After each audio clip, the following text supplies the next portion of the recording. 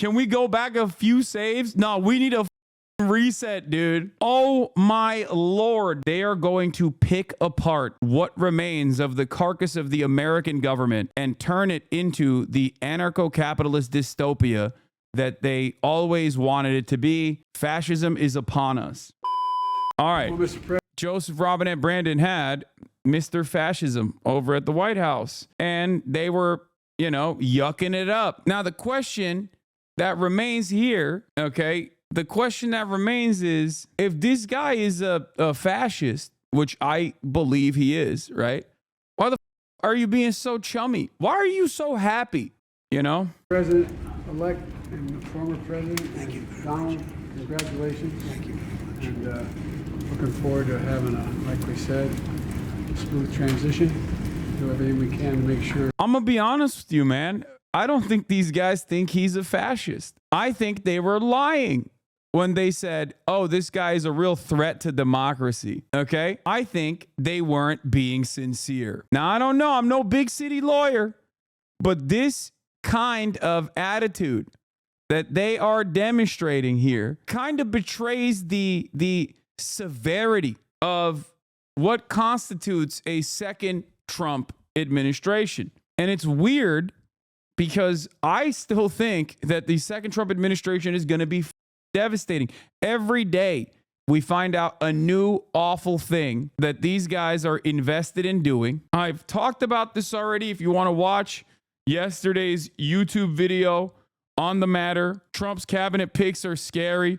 I mean, there's some really bad guys on there, okay? Some real bad boys on there, and one bad gal, okay?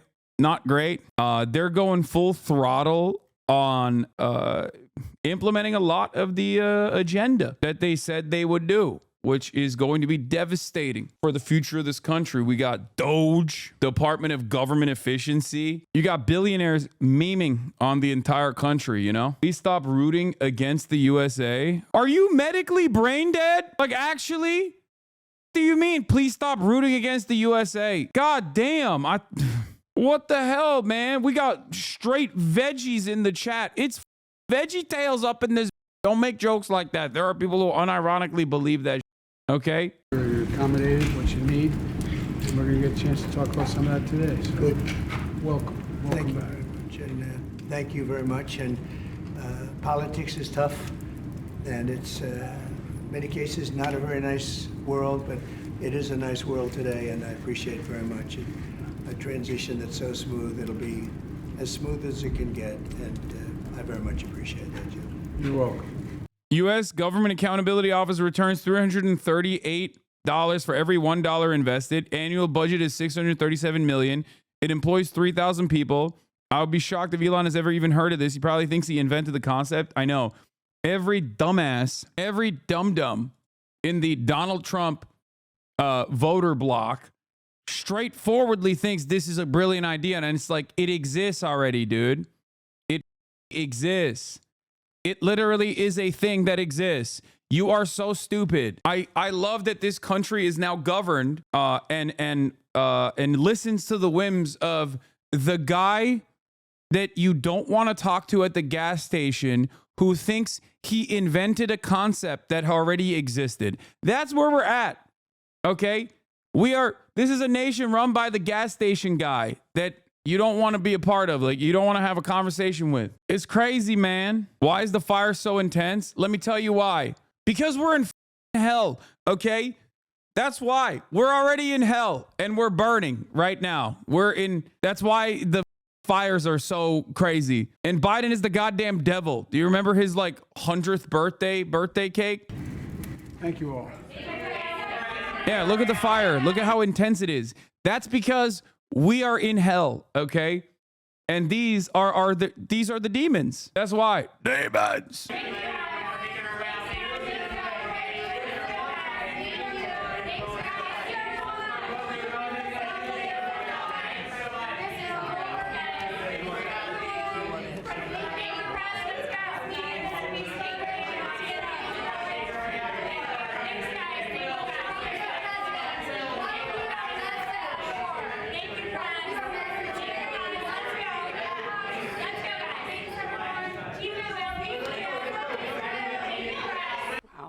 mean, just even looking at the body language, For right? sure. One of the interesting things, President Trump deferring to President Biden there by not answering questions.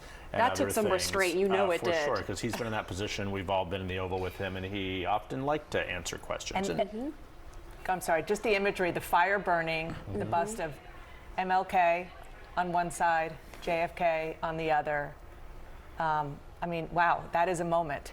And these two men have not seen each other, I don't think, since our debate.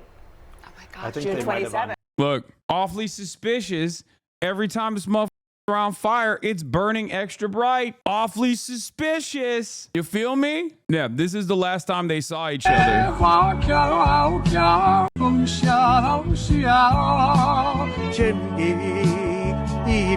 My best friend's a White House photographer, and he was telling me there was more reporters there today for this meeting than there has been the entire Biden admin. We're so back to 2016. Media's ready to pay attention again. Yeah, but also, I think the media is cooked. I don't think Trump is going to bring back the ratings for them as much because there is way too much diversity of information out there. There are too many avenues, too many different resources that people rely on. And mainstream media overall has lost its credibility.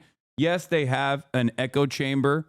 Yes, they still have this resilient base of support, people over the age of 65 that trust it. But I think that they believe that Donald Trump is going to bring the clicks back. They believe that Donald Trump is going to bring the eyeballs back.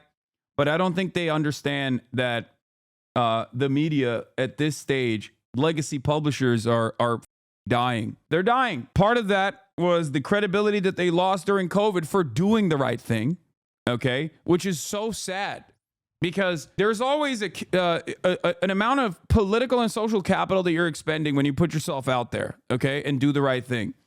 And during COVID, they did the right thing.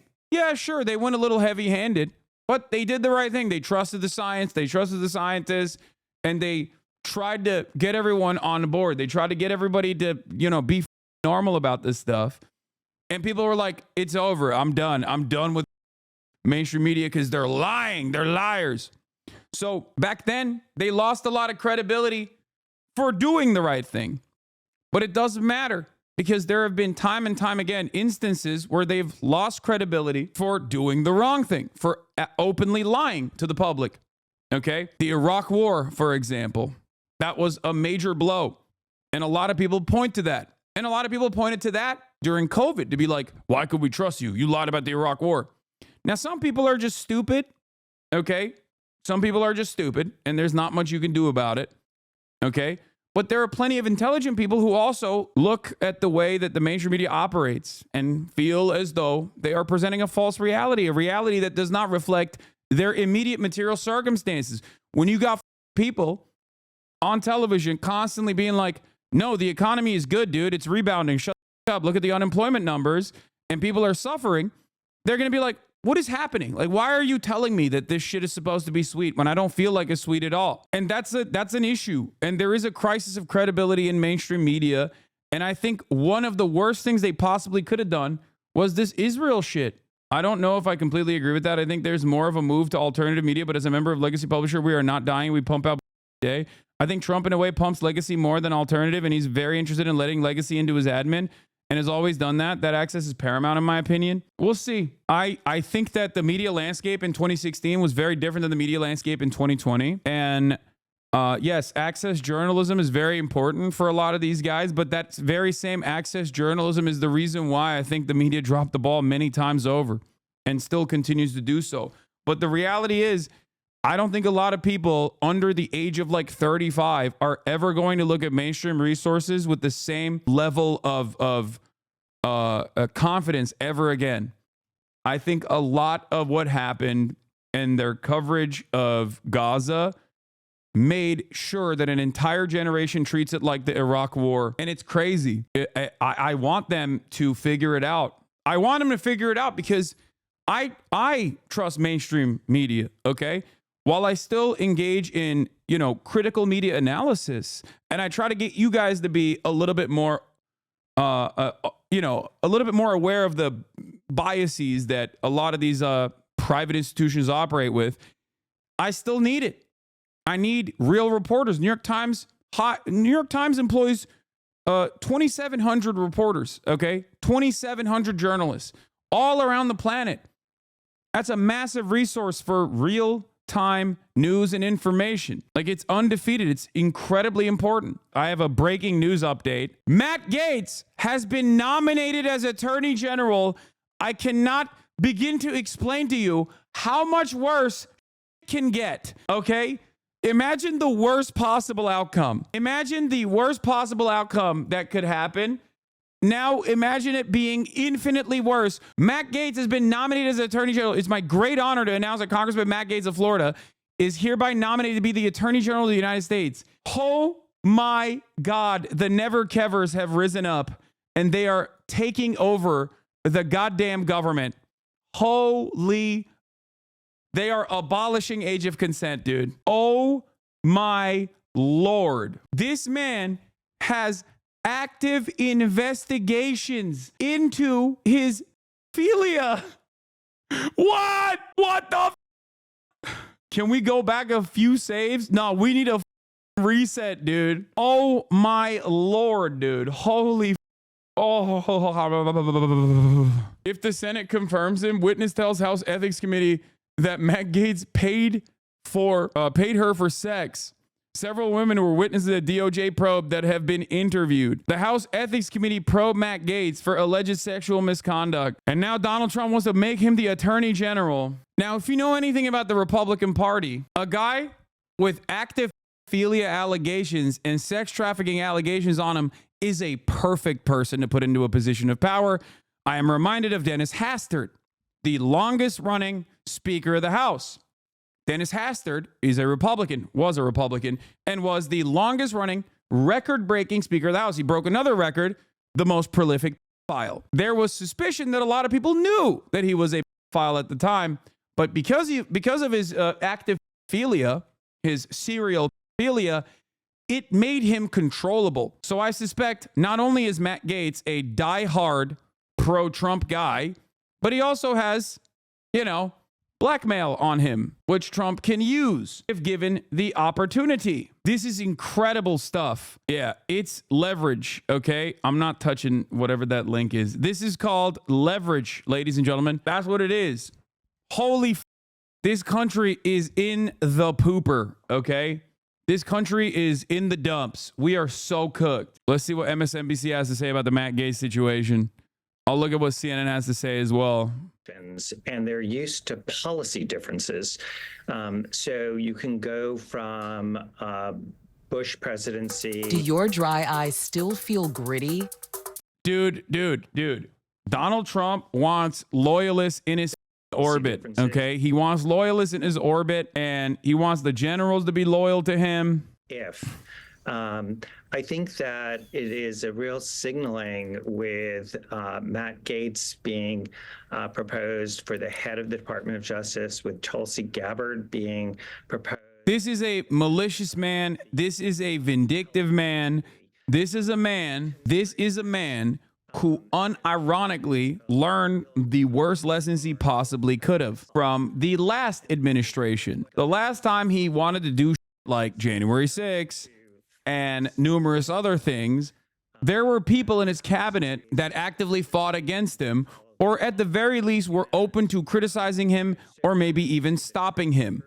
Okay? When, and he was like, all right, well, I'm going to make sure that never happens again. It's over. So he basically is filling his cabinet with loyalists.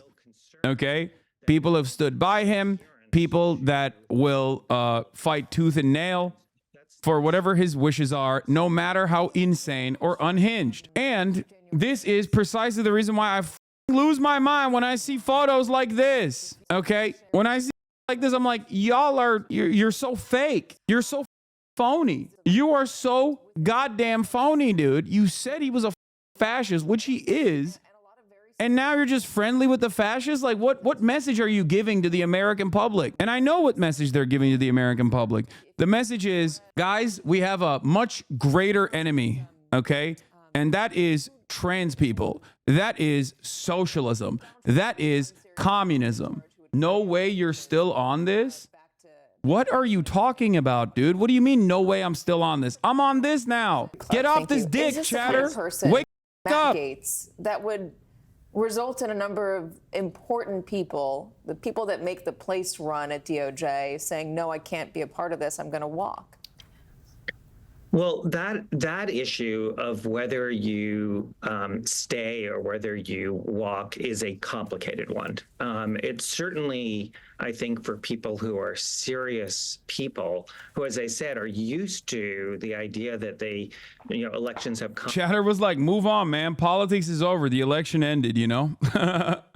Yeah, don't look ahead at the dire prospect of American tomorrow, American future. Are just so extreme that they can't agree as a policy matter, in which, then it's their choice to leave, or ask them to do things that are simply unsupported by the facts. So that your example of January 6th is a really good one, because you had people who were Trump appointees who are saying, we cannot do this. You had the acting attorney general, you had the acting deputy attorney general, you had the head of the Office of Legal Counsel, sort of three of the most prominent people at the Department of Justice, all selected by Donald Trump, saying they cannot do this. And so what I see with these announcements is John Cornyn says he's trying to still absorb all this. When asked about Gaetz for AG and Gabbard for DNI, Cornyn visiting raised his eyebrows when first informed by the press of the Gaetz pick. And that is, by the to way, put a fine point. they will all stand down, just so you understand. Anytime you hear a Republican be like, well, I don't know about all this, like, do not be hopeful, okay? Lest you be misguided in this moment. Moskowitz from Florida, as is Matt Gaetz. Just your reaction to this. I mean, this news just broke. It's out on Trump's Truth Social. Is the Hill abuzz with the news? Is your phone blowing up over this? Give us a sense of what's going on. Well, yeah, I mean, look, this is what the American people voted for, right? I mean, oh my God, they're literally like, oh no, we're punishing the voters. They are. They're punishing the voters. In Matt Gaetz, he's not only going to get someone who's fiercely loyal, but fiercely competent. Matt Gaetz knows exactly what to do with the Attorney General's office. He will turn that into be most powerful Attorney General in American history. I know Matt well. We served together in the legislature in Florida. In fact, Matt was the one who was part of the transition team of Ron DeSantis. What are you saying? He's a fucking demon, dog. Director of Emergency Management in the state of Florida. And so, Trump was very clear on what he wanted to do with government. And in Matt Gaetz, he is going to get a very competent, very powerful Attorney General. So what do you think he is going to do as AG, if confirmed? Well, I don't know. I mean, obviously he's got a boss in Donald Trump, but anyone thinking that Donald Trump was just ready to move forward, that is clearly not the case. And so, at the end of the day, this is what happens. Elections have consequences. We talked about this during the election, but at the end of the day, Matt was a former prosecutor, former attorney in private practice. He is a fierce Donald Trump loyalist. Matt has prosecuted the case in Congress for Donald Trump for years, and now he's going to get to do that on behalf of the American people if it gets confirmed. I've heard from some of your Democratic colleagues in the House who are concerned, this was before Matt Gaetz was the pick, that a Trump DOJ might target them, that they could be investigated. Do you think that is going to be part of Gaetz's repertoire? Is he going to be settling scores? Well, I don't know. I don't want to speak for Matt or speak for the Trump administration, but I'm pretty sure they're not just going to go. What are these guys saying? I'm pretty sure with this like, pick, they're not just going to go around what is the and shut down Democratic puppy mills. response to this? Right, this is everything that they're saying, pick. everything that they've said this past week makes me feel like they are receptive to the Trump fascist takeover. I feel like they're more predisposed with on trans people and woke more than they are of like the upcoming second Trump agenda, the upcoming second Trump regime. That is nuts, dude. Yeah, look at this. I agree. Thanks for tuning in, Hasan the Hun. Don't forget to subscribe. We're already on to you, though. Child predators use Twitch to systematically track kids. Congressman Matt Gaetz joins Twitch. This motherfucker is now the Attorney General, potentially, if appointed. What the hell's going on? For DOD, Tulsi Gabbard for for Director of National Intelligence. What is the most concerning? What are the most comforting picks for you when it comes to the issue of national security or foreign relations? Well, look, I think the meeting of all these people is going to be fascinating and problematic. I mean, you got Marco Rubio and Mike Waltz. Those folks are very serious about policy and protecting America, are tough on Iran, tough on China, tough on Russia. And then in the DOD picks and in intelligence, you have folks kind of on the opposite side of that. And so, you know, I think it's gonna be fascinating to watch the power struggle, the power balance between all of these folks. But we're also acting like everyone's gonna get through Senate confirmation, and we'll have to see which ones do and which ones don't.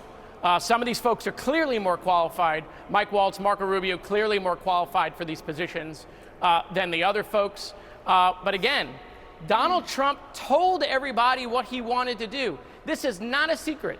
And so the fact that this is now playing out in real time, elections have consequences. Congressman Jared Moskowitz, thank you so much for your time. We do appreciate it. Appreciate it.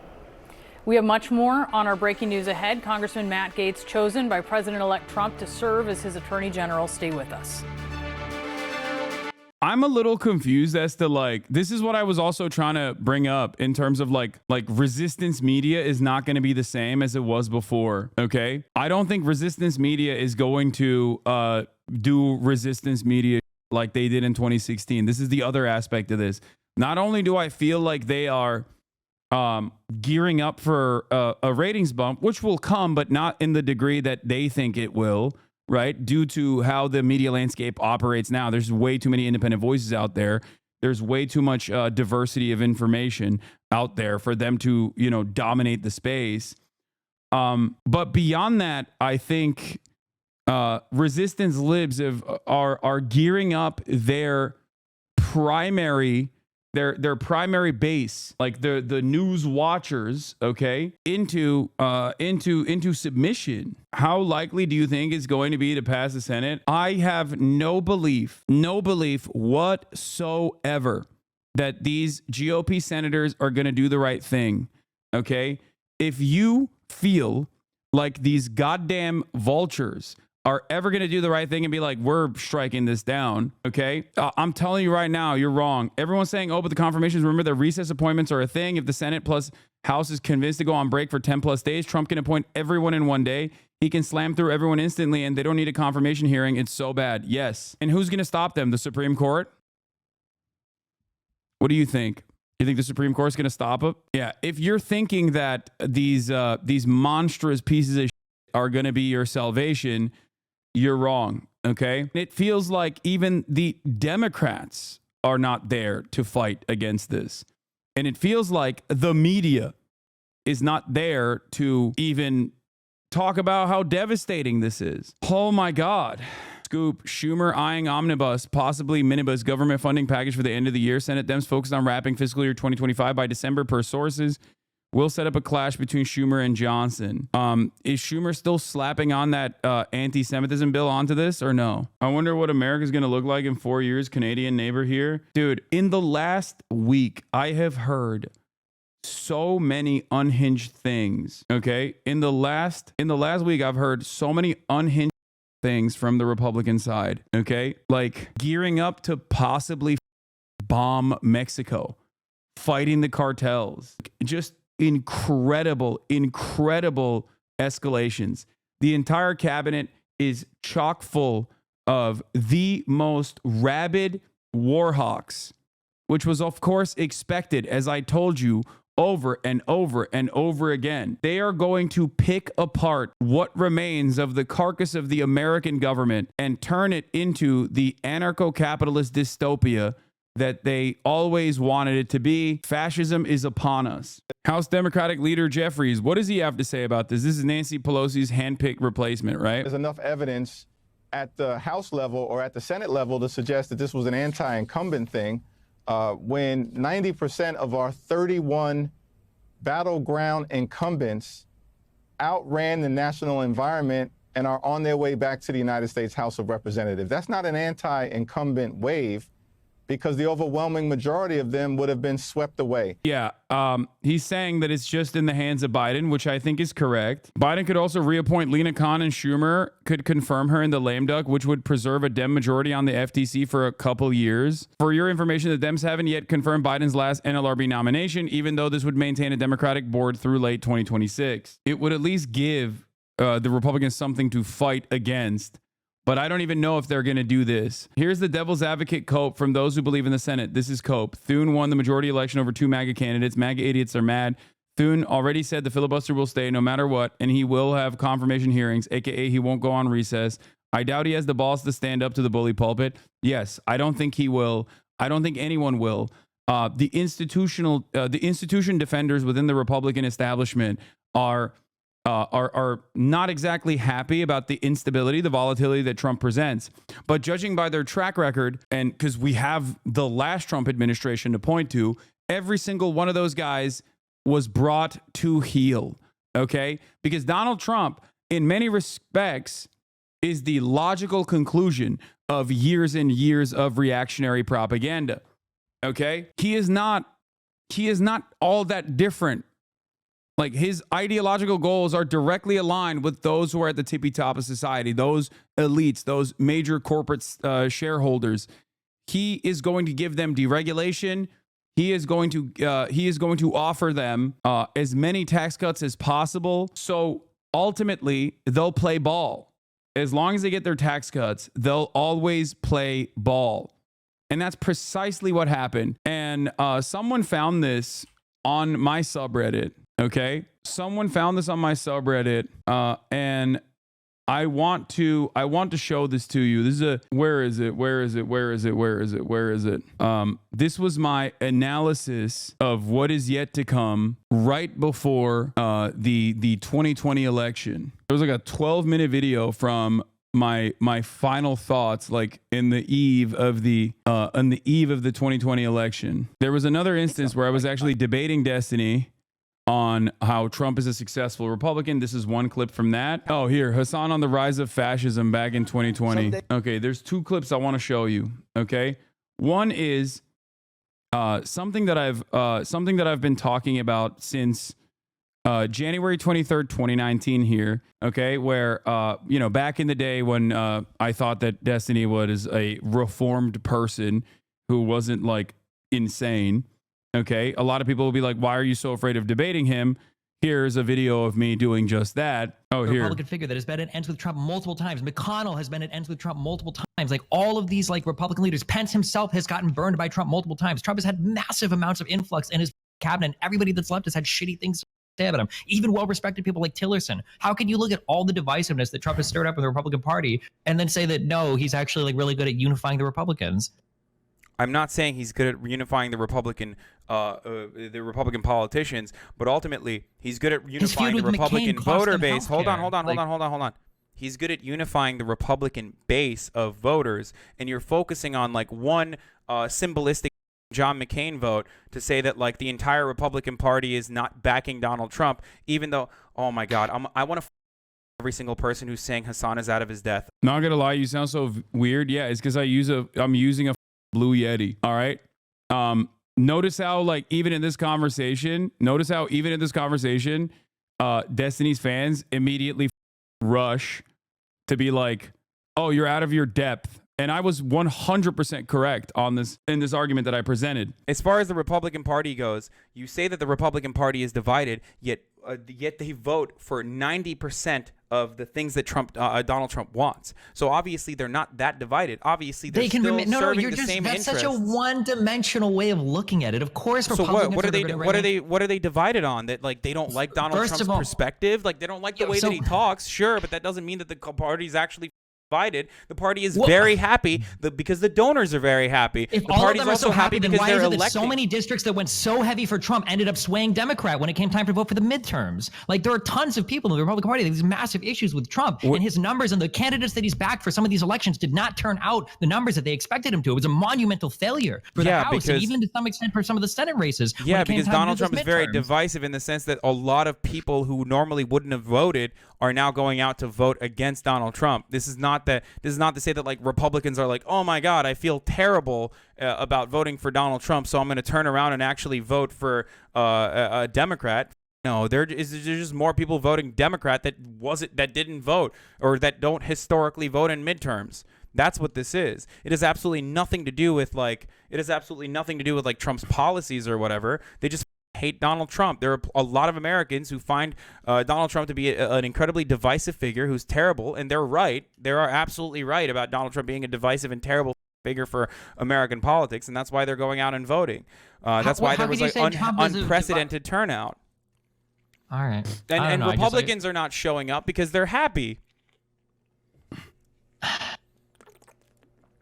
I feel like we're using like, this feels like Bernie math right now. Like, if Donald Trump goes out and the reason why less people went out to vote for Donald Trump was actually because Donald Trump was so good that people were so happy with him that they didn't go out and vote. I feel like we're in Bernie math. Yeah, that's historically what happens with the party, in the party that holds majority power. Yes, for the base, that works well for the voters. But the big stuff like tax breaks, tax cuts for the corporations, these are things that they by and large care about more than the immigration. You can just outsource your labor regardless for the and that's what these companies have been doing for a very long time anyway. But again, things that like undermining the EPA, undermining the education, undermining housing, like these aren't things that like people are looking for. Not focusing on infrastructure, like these aren't things that his base wants. He's doing this for big business. He's doing this for corporate interests. Maybe. How can you say maybe? Who is the? I don't know what like defunding education or whatever has to do with corporate interests. I can get with you on like the EPA and because stuff, because if you defund education, all of a sudden you can make a justification not only for tax cuts, for further tax cuts, because every time it's called starving the beast. Every time you further undermine a federal agency. I know. You don't have to. Yeah, I understand. Okay. But like, so every time even if this was his goal, his way to do this wouldn't be nominating Betsy DeVos. It would be to do something more insidious. Like these aren't things. Wait, no, Betsy DeVos is the perfect person. She has a track record of privatization in Michigan. She's like always been a advocate for private education. That's exactly what that's exactly why he put Betsy DeVos in a position of power, even though she's an idiot.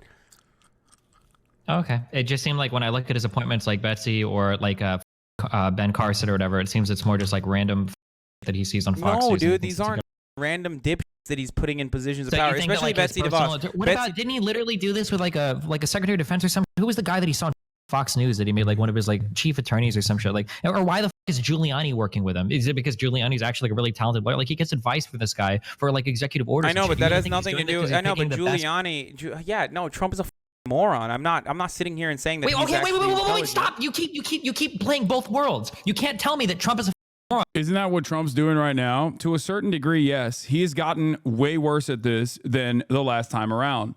But you will see exactly what I mean here, okay? You will understand in a second when I describe it. But then also say Trump is actually intentionally choosing the best people to undermine these institutions. You keep Do you really think that Donald Trump is doing all of these on his own? Like, I don't understand. Why can't Trump be a absolute moron but still be a strong man, charismatic leader that appeals to Republicans? Wait, so who is controlling Trump now? It's not a control thing. Like there are still handlers, aides, a load of advisors that are around Donald Trump that are giving him the cabinet appointments. Like he can't just he's not like turning around and saying. A lot of these used to come from Bannon, and then Bannon is gone now. So I don't know who's like the chief handler. It was not Bannon. Not just one person. It's not just like Steve Bannon isn't the only person capable of telling Donald Trump who to appoint for these positions.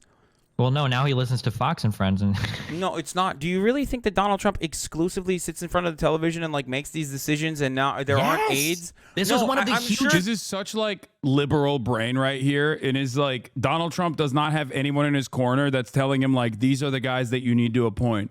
He's just sitting there and exclusively getting his nose from Fox and Friends. I'm not saying he's not getting it from Fox and Friends, but if you think that like he wasn't firmly doing exactly what the Heritage Foundation and the American Enterprise Institute was telling him to do, you're out of your dang mind. Okay? That there are places. I'm sure that there are things that he does, like when he tweets about passing a new budget. One of the biggest problems was that Pence walked to Congress and then came back to President Trump with a deal in hand that Trump already approved, but because he'd been listening to pundits on Fox News, he shot it down and sent Pence back to Congress telling them that they needed a new deal after Democrats and Republicans had already made concessions to each other to agree on legislation. Yeah, Trump. These two things are not mutually exclusive. He does both. He does it when he sees something and gets riled up and he tweets it out, but he absolutely, when he's making like when these bigger decisions are happening, like as far as cabinet appointees and there are absolutely other aides that give him the people that he's putting in positions of power. Do you really think that Donald Trump... Okay, let me ask you this much. As far as Supreme Court justices, how do you think Donald Trump chose? Do you think it was on Fox and Friends? I am not sure. I don't know for the first couple. He went to the Federalist Society, dude. Of course. Do you like this is how it works. You go to the Federalist Society. Literally every single leak that has ever come from the White House, whether we're talking about the multiple books that have been written by that one guy, I should remember the name. It's like no, Byrne that guy's an idiot, dude. He's a known liar. He was embellishing half the shit. I know what you're talking about. What the fuck's his name? Wait, you think that whole book was just fake? No, not the whole book, but like there's plenty Woodward. of fucking You think things. Woodward? You think everything in there? No, was not like, Woodward. No, not Woodward. Okay, we were talking about two different things then. I'm talking about what is Fire and Fury. Who wrote that? Oh shit? yeah, that one might have been highly whatever the Woodward book was. Oh my God! Even back then, I was having an issue with Bob Woodward versus Michael Wolff. Even back then, I was confusing Bob Woodward with Michael Wolff. That's so funny. Yeah, Michael Wolff is ridiculous. Bob Woodward is not. Bob Woodward, a lot of the things that he said. No, Bob Woodward is reputable. And I'm not saying that Trump. I'm not saying that like the Trump administration isn't in chaos. But when it comes to like very important things, when it comes to cabinet appointees, or when it comes to things like Supreme Court justices, Trump is not that big of a. He still understands that he needs to adhere to specific guidelines put in front of him, and that's exactly what he's doing. The Kavanaugh stuff was pretty iffy. I feel like they could have went with a much safer pick on that. I mean, you personally think that, but at that point they had to double down. You think they didn't consider this? Like they shouldn't have went with Kavanaugh. Know. Do you think they considered things heavily when they went with Roy Moore and they lost that seat in that special election or whatever in Alabama? I mean, no, it doesn't seem like they considered a lot of things. Yeah, no, I think that was a Steve Bannon. That was a strategic mistake by Steve Bannon, and he got punished for it afterwards too. Anyway, the point, what led to this, watching this VOD? Well, it's a twofer. One, for a lot of people who say like, Hasan, you never debated destiny, there are plenty of debates that you can go back and listen to where I'm like trying to educate him on this stuff. You will also see my consistency on the matter, and you will see how wrong he was and how libbed up he was. Okay? Yeah, this has literally 70,000 views from 2019, you know?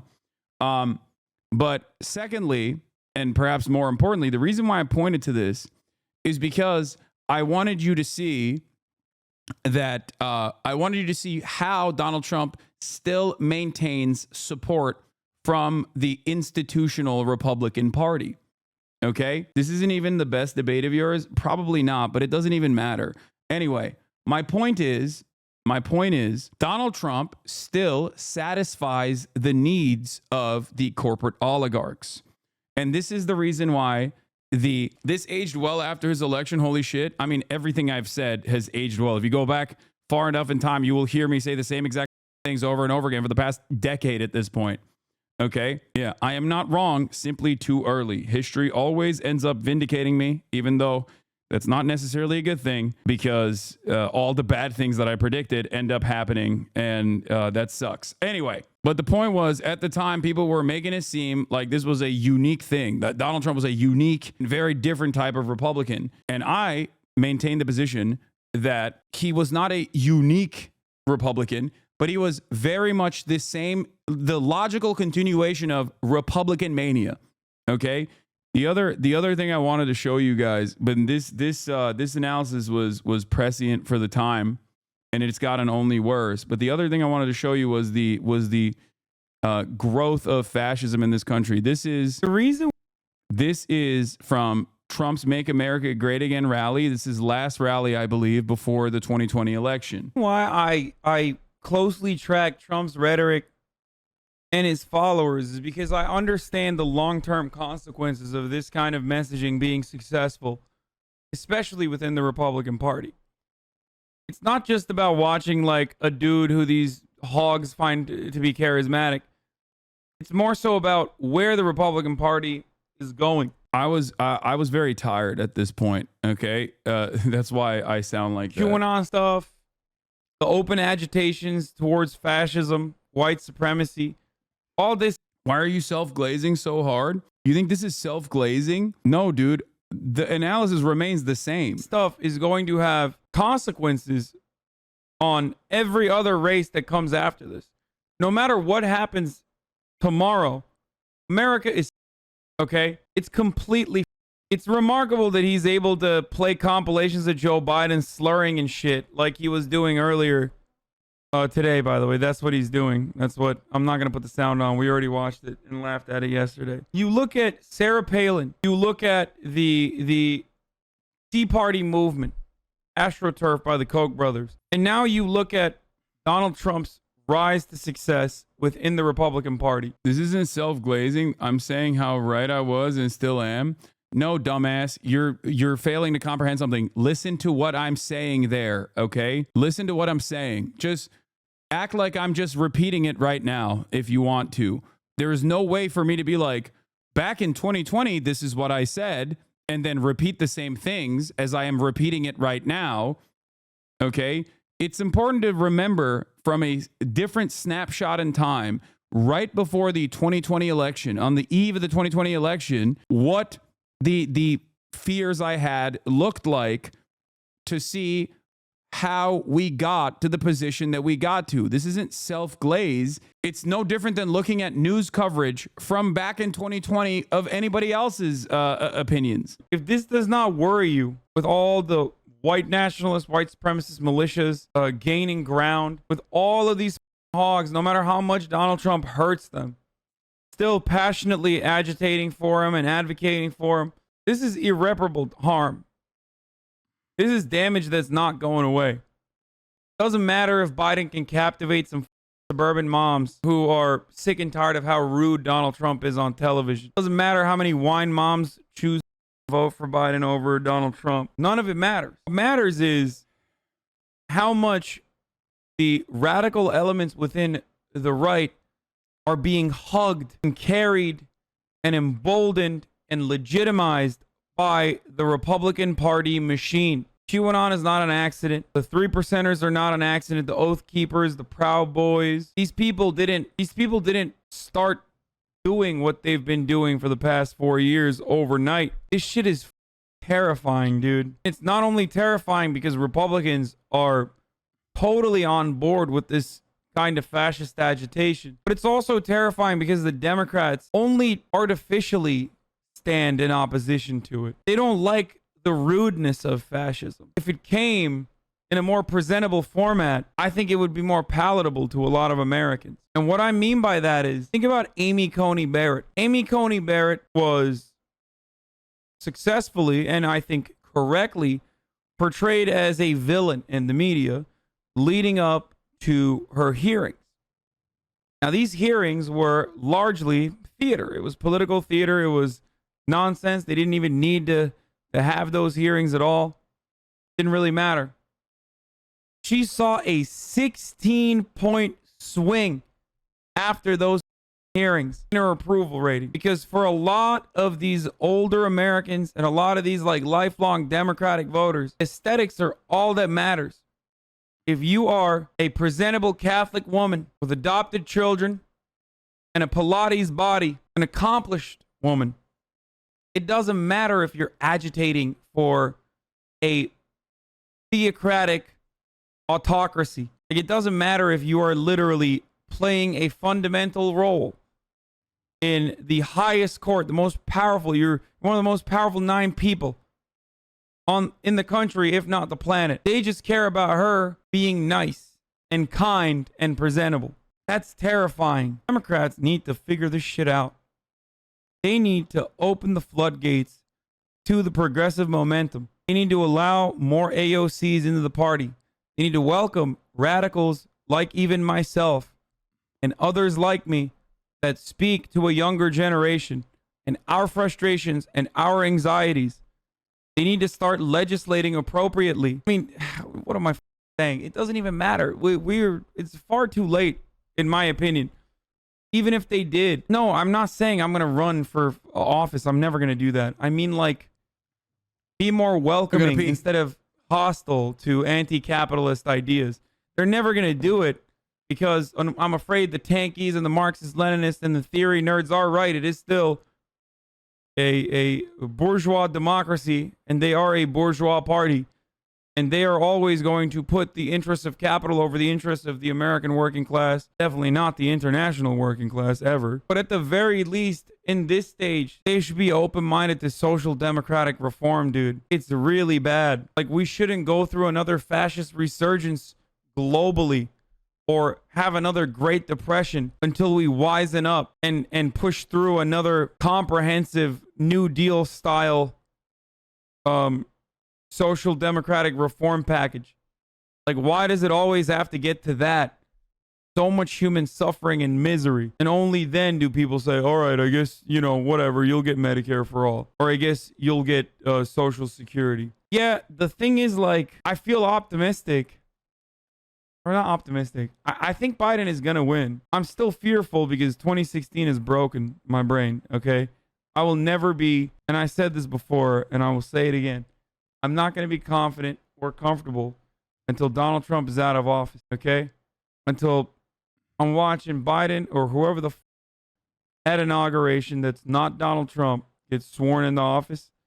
I'm not happy. I'm not confident. Tomorrow we're going to look at, like, we'll do more poll-focused coverage tomorrow, a little bit in the earlier side of things. What a fucking liar. This period was my time of radicalization. Yeah, I'm a much healthier person now, both mentally and also physically. Saying the same thing for 4+ years. 4+, more like 10+. That's why I always laugh when people are like, dog, you've changed. It's like, I certainly have not. I showed you something from 2019. I showed you another thing from 2020. My takes have been consistent. It's almost been a decade at this point because the truth doesn't change, because the problems don't change, and the solutions to those existing problems does not change either. It's unfortunate, but you know, I'll keep repeating it. I'll keep repeating it no matter what. You've refined your language to be more precise and reach a broader audience, but the message remains the same. Yes. You have been saying, I've done this for the 10+ years, for 4 years now. It is what it is. Anyway, all right, let's move away from this and let's get back to the man-made horrors beyond comprehension. Jim Squito says, why can't they believe it? Trump has been telegraphing moves such as this for 4 years. They have no reasonable basis to be surprised. It's disingenuous. Senator Manchin says senators are now talking about Gabbard and Gaetz picks on the Senate floor right now. No one can believe it. Yeah, I think it's fake. When people say that they can't believe it, they're stating that because that's the appropriate thing to say. But if you feel comfortable that these guys will do the right thing, you're wrong. You'd be wrong. Just letting you know. Okay? I want you to understand you would be very, very wrong. All right? These guys are going to they're hope it's wrong, but I'm hearing through the grapevine about this bonkers plan. Trump would adjourn both houses of Congress under Article 2, Section 3, and then recess appoint his cabinet. As predicate for Trump's exercise of adjournment power, one house of Congress would seek others' consent to adjourn and be denied. So Speaker of the House would need to be complicit in evisceration of Senate's advice and consent role.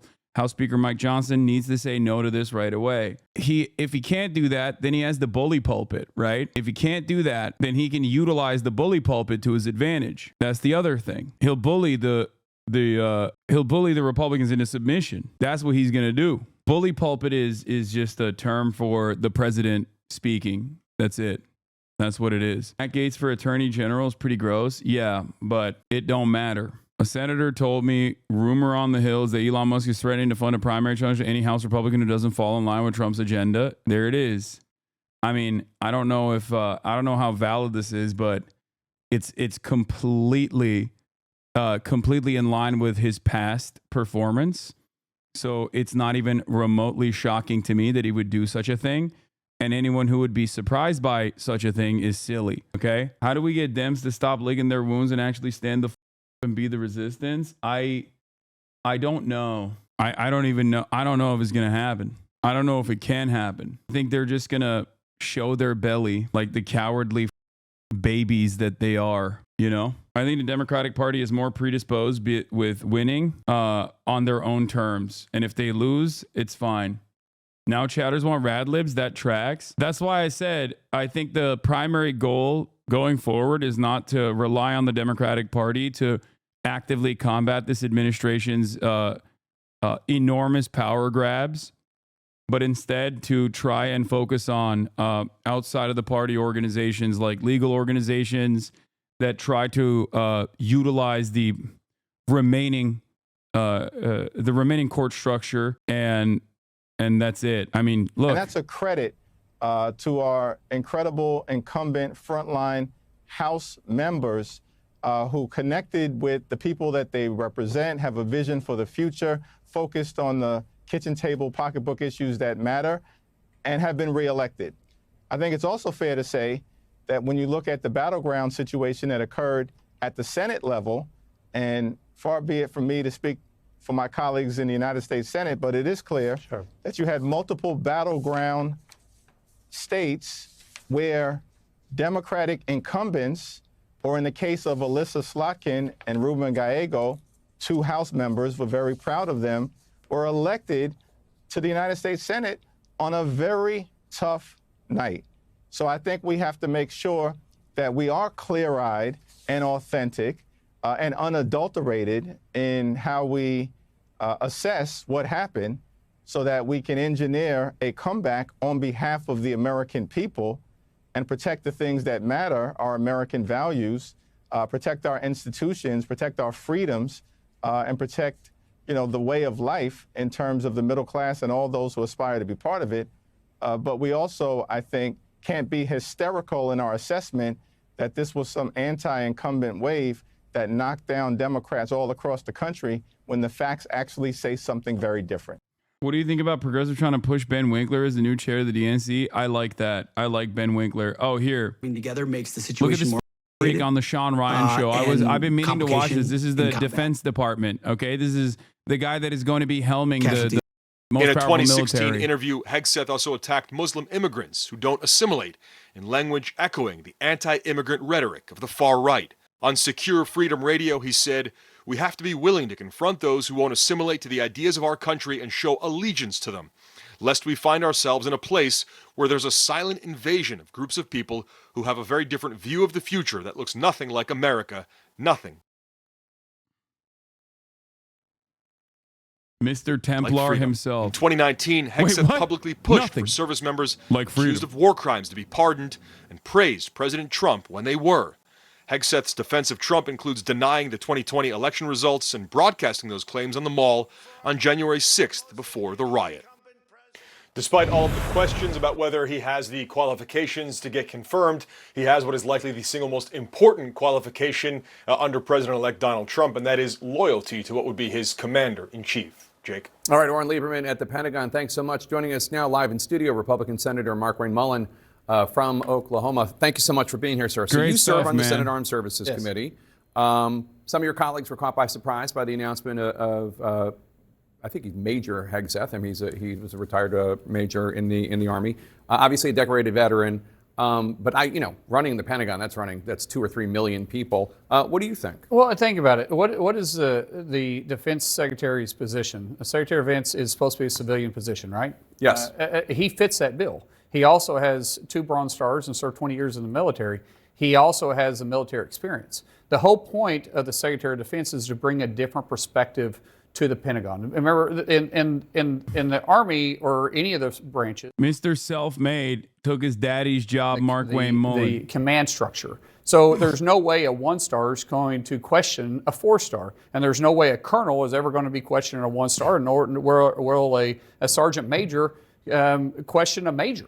So the civilian role is a pivotal point to bring in that common sense sometimes outside of the chain of command and say, hey, what are we looking at? And I think he fits that. Well, he's certainly a civilian, and certainly obviously with military experience. And obviously he served honorably. What do you make of the criticisms that he doesn't have the experience in terms of running a 2 or 3 million person operation, and also, he's pretty. He has strong views that might alienate some of the people under him in terms of like 1/3 of the generals or 1/3 of the senior office holders are I forget the exact words he used, and I don't want to put words in his mouth, but he criticizing them. Women shouldn't be in combat, et cetera, et cetera. Well, when you start looking at what condition our branches of the military is in right now, they're in dismal position. We have low numbers in the Air Force, we have low numbers in the Marines, we have low numbers in the Navy, we have low numbers in the Space Force, we have low numbers in the Army.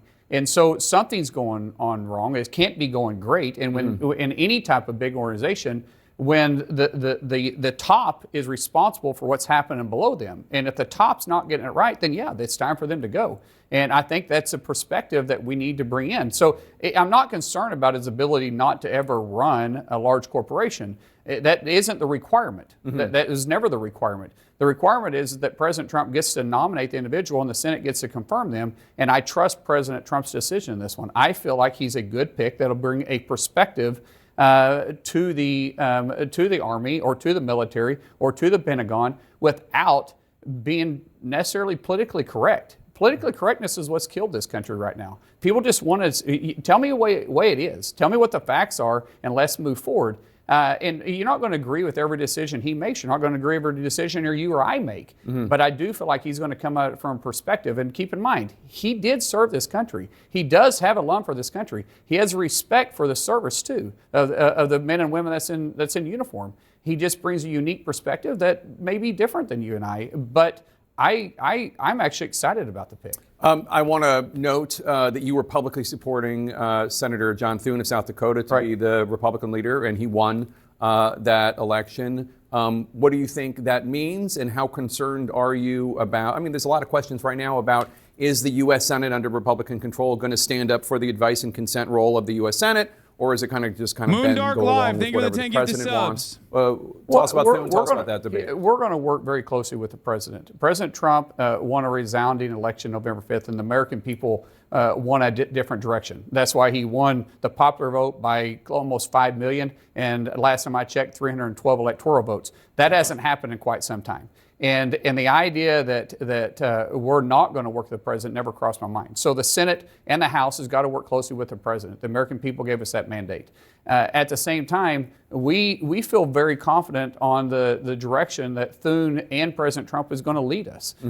President Trump and John Thune has worked really hard at building their relationship. There were some questions about that relationship, like he's Mitch McConnell 2.0. I can tell you there's a different type of leadership through John Thune. I consider him a friend. I consider President Trump a friend. And I'm excited about them working together and leading the American American in the right direction. I think that the American people are going to see a unified government working for the people. Thank you, CeeLo. And I'm very excited to be part of it. Is the Senate going to confirm Matt Gaetz to be Attorney General, or do you think there's going to be just recess appointments? The recess is a little more difficult than that. Keep in mind, the way the recess works, President Obama tried to do this in 2014, and the court struck it down. So to just go through the process, first of all, both chambers have to recess for 10 days. The minority party, which in this case the Democrats, does have a lot of leverage to pull to keep us open at the same time. During that recess appointments, during that 10 days, they're temporary appointments. They only last until the next Congress begins, or a maximum 2 years.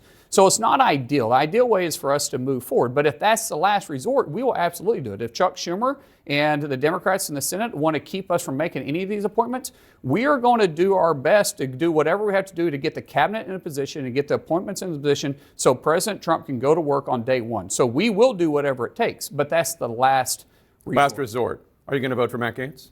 You know, Matt Gaetz and I, there's no question that we've had our differences. They've been very public about it. I completely trust President Trump's decision-making on this one. But at the same time, he's got to come to Congress and sell himself. There's a lot of, or to the Senate and sell himself. There's a lot of questions that are going to be out there. He's got to answer those questions. And hopefully he's able to answer the questions right. And if he can, then we'll go through the confirmation. Meet Kenny's making fun of me. The one friend who's too political. That's funny. So from raw to well done, how cooked are we? We are so cooked. Here's what Tulsi had to say, by the way. Or here's what a Jewish insider had to say about Tulsi Gabbard, a Jewish insider correspondent. Tulsi is a few marbles. Wait, no. Oh, yeah, it is. New Jewish insider via Mark Rod. Why conservatives concerned about Tulsi Gabbard as possible director of national intelligence? The former Hawaii Democratic Congresswoman's record on the House is drawing scrutiny. This is an official. This is a Jewish insider, senior congressional correspondent, got a quote from an official at a pro-Israel group, and they said Tulsi's a few marbles short of a full set, but we are hopeful the marbles she has are blue and white in support of Israel. You called it. What is this? Yeah, we are staring down the barrel of a gun right here. Okay. I called the gimme ceasefire. Yeah. A close aide to Netanyahu told Trump and Jared Kushner this week that Israel is rushing to advance a ceasefire deal in Lebanon with the aim of delivering an early foreign policy gift to Trump, said an Israeli official. Damn, dude. Who could have predicted that? Biden is such a idiot, dude. Oh, my God. I mean, he's just stupid. He doesn't care. I don't even think it's just a stupidity. I think it's malicious. I think he is a demon. I think he does not give a shit. And he loves this. I'm only reading this as something that Biden loves. He's excited at this. He's elated at this prospect. CJ Werleman, Trump has nominated Tulsi Gabbard as director of national intelligence. In 2019, I obtained secret tapes of her praising an obscure cult leader who said Muslims are demons and opposed tolerance towards Islam. Yeah, she's always been a massive Islamophobe. So yeah, things are not looking too great, folks. But hey, guess what? These guys are civil, you know, they're civil. And that's what's important. The civil transfer of power is happening. According to an Oppo report obtained by Eve the Red, Matt Gaetz was involved in an autoerotic asphyxiation game that led to a man's death with Gaetz and his dad covered up. Can't corroborate the details of his death, but I did find a man who matches the alleged victim. Oh, I don't know about all this. I mean, I'll look into it before I start covering shit like that. I think it looks cool. That's pretty much the only reason why I use it in my titles. Anyway. Ever admitting or conceding to Joe Biden for the 2020 election. Which also never inviting Biden to the White House. Which never also had an and not effect going to his on inauguration. President Biden's approval rating, and it got his presidency off to an entirely different start. There's no doubt about it. And I want to bring in our Caitlin Collins, who is there at the White House. And Caitlin, it is really a remarkable moment to see them sitting there together at the White House, exchanging pleasantries, very nice, very cordial. Trump himself talking about the smooth transition and the fact that, you know, they're meeting at a place just feet away from where Donald Trump himself watched on that TV. Did he go over the appointments in Elon yet? Yes, I have been going over the appointments non-fucking stop, including but not limited to the Matt Gaetz one that is like actually insane. Insurrection take place. This you can confirm? It is just a remarkable moment. Yeah, and for that, Biden said that Trump had held a dagger to the throat of democracy. There's no age that you can't be sexy. I say we change Florida's welcome signs to this. Free Nestor. Nestor is never getting freed, okay? Nestor is never getting freed. There's going to be 1 million Nestors, dude. Are you kidding me? Are you kidding me, dude? A sign of how easily some Senate Republicans might cave on Gaetz. Mullen has previously accused Gaetz of sleeping with an underage girl, showing off videos of girls he slept with on the floor, and bragging about taking ED meds to go all night. Yeah, Mark Wayne Mullen said, you got to think about this guy. This guy that didn't have, that the media didn't give the time of day to after he was accused of sleeping with an underage girl. And there was a reason why no one in the conference came and defended him, because we had all seen the videos he was showing on the House floor that all of us had walked away of the girls he had slept with. He bragged about how he'd crush ED medicine and chase it with energy drinks so he could go all night. This is obviously before he got married. And so when that accusation came out, no one defended him. And then no one in the media would give him the time of day. All of a sudden, he found fame because he opposed the Speaker of the House back in November. And he's always stayed there. And he was never going to leave until he got his last moment of fame by going after a motion to vacate. That was Mark Wayne Mullen on Matt Gaetz not that long ago. Here's Mark Wayne Mullen now, as we watched in real time, when asked by Jake Tapper, are you going to vote for Matt Gaetz? Mark Wayne Mullen, I completely trust President Trump's decision-making on this one. Now, Jake Tapper is a journalist, or is supposed to be a journalist. And what's really interesting about this situation is that if I remember Markwayne Mullin saying stuff like that, why the does Jake Tapper not remember that? He has a shit ton of producers, does he not? Why can't you hit Markwayne Mullin with that quote and be like, hey, remember when you said this about the guy who you're saying you're going to confirm? Like, why? Why can't you do your job? This is like bare minimum shit. This is bare minimum shit. This is not, like, I'm not asking people to go above and beyond. I'm simply asking these guys that are currently facing down a crisis in journalism to do journalism, to restore some semblance of faith that the American population will place upon you, because it is needed. Okay? It is needed. That's what's so frustrating about this, is that, like, while I am unimaginably critical of mainstream media, I also still recognize the necessity of mainstream media. Okay? But it seems like a lot of these people in positions of power do not give a shit. They don't care. They have their heads stuck in the goddamn sand. 2 GOP senators, a House Republican tells me, Farnoosh Amiri, me and Farnoosh Amiri of Associated Press, that 2 Republican senators have already texted him that they will not vote to confirm Matt Gaetz for Attorney General. Name them. Names, or you made it up. Yeah, they're going to come after these people. This could be a false flag. Let Gaetz fail so you can pick someone else who wouldn't usually get confirmed, but Republicans are less likely to say no twice to Trump. I think that is too smart. I think personally, this is my 2021 video on Matt Gaetz. Matt Gaetz the Creep 3 years ago from 2021 with almost 1 million fucking views. Go watch that to understand all of the severity of the allegations, the accusations launched towards this man. Another thing that I need you guys to understand, going back to what I was talking about, okay? I think that the Matt Gaetz pick is like being a false flag.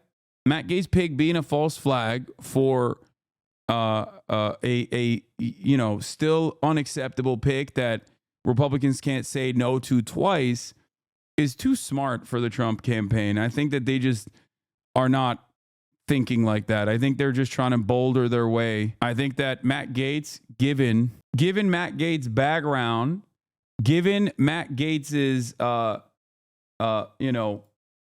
Matt Gaetz's background, okay, and given his loyalty to Donald Trump, because he's been in rooms with Donald Trump every single time, I just don't think that I don't think that they're thinking beyond that. They're like, nah, he's loyal and he's also controllable. I think they want him.